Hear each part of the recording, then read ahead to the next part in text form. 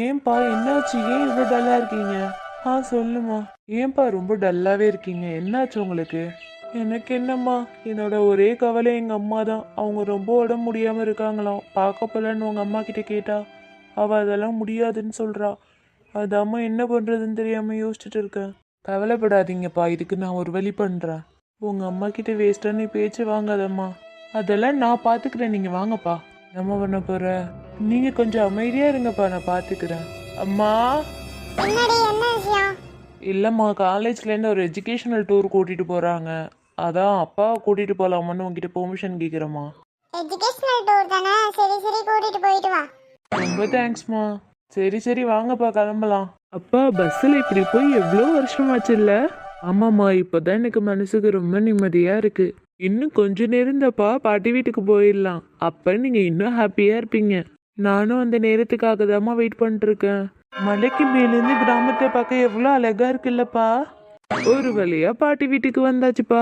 பாருங்களேன் எவ்வளோ கியூட்டா இருக்குன்னு. ஆமாம்மா. சரி வாங்கப்பா உள்ள போலாம். என்ன பார்க்க இப்பதான் வரணும்னு உனக்கு தோணுச்சாப்பா? என்ன மன்னிச்சிருமா, நானும் எவ்வளவு முயற்சி பண்ணமா. ஆனா உனக்கு தான் உன் மருமகளை பத்தி தெரியுமே. அவ பிடிச்ச முயலுக்கு 3 காலுன்னு இருப்பா. இவதாமா உன் பேத்தி பிரீத்தி.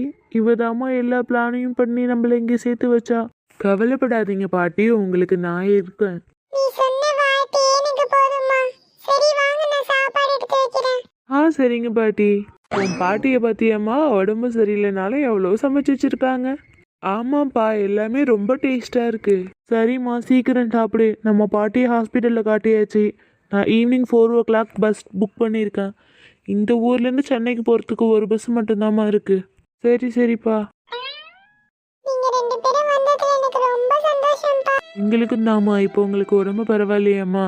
நான் இப்ப ரொம்ப நல்லா இருக்கும்பா. நீங்க பார்த்து ஊருக்கு பத்திரமா போயிட்டு வாங்க. வீக்கெண்டுக்கு இனிமேல் கண்டிப்பாக உங்களை பார்க்க வருவோம் பாட்டி. ரொம்ப நன்றிம்மா.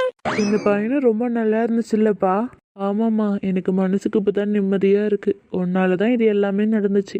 இது எல்லாமே உங்களுக்காகவும் பாட்டிக்காகவும் தான்ப்பா.